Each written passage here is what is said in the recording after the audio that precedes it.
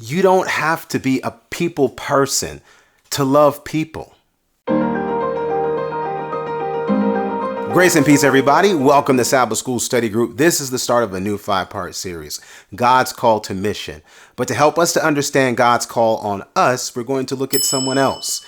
We know him as Abraham. Formerly known as Abram, this is a story that's all about faith, but not just the faith to have a child, but you can look at his life and find examples on faith to live. So let's look at Abraham right off the top. How do we deal with people? We know how we should deal with God's promises between him and Sarah and what they showed us in their example. But in a situation where he was greeted by total strangers, look at his response to show that you don't have to be a people person just to treat people with love.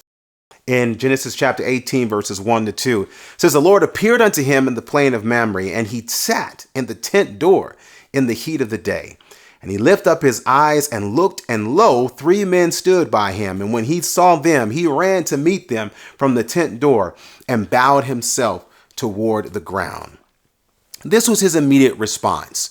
Up to this point, Abraham's response is not really that out of bounds because this was more so a tradition where he lived. This was something that people did, whether you want to call it a tradition or a Middle Eastern custom.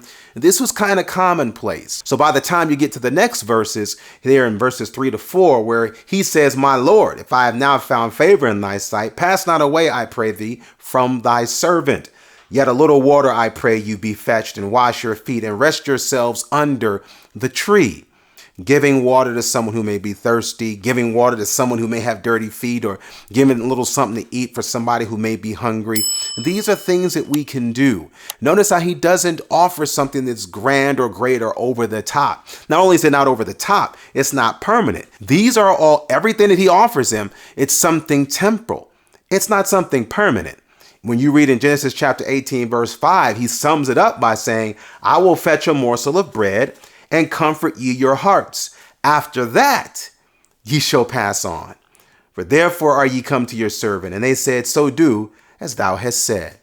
Abraham was not trying to offer them a bed and breakfast, or in this case, I guess that would be a tent and breakfast. He wasn't trying to open up. He wasn't even offering an Airbnb. He was just saying, "Hey, you guys, are you hungry? Here's a little something for you to eat right now. You're thirsty? Here's something for you to drink right now." He wasn't offering to put them up for this indeterminate amount of time.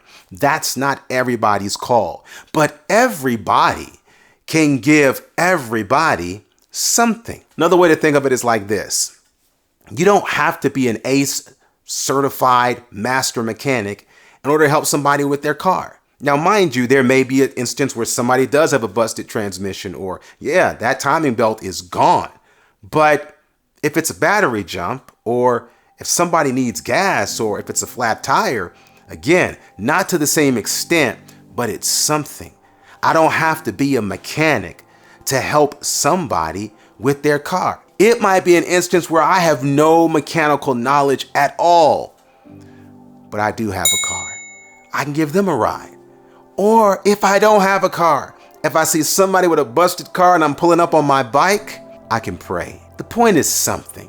That's what Abraham does for this group, for these strangers who he comes to find out there are a whole lot more. And that's why there's a whole lot more to learn in this example. But we start here by realizing that, again, everybody can do something for everybody. And you don't have to be a people person just to love people.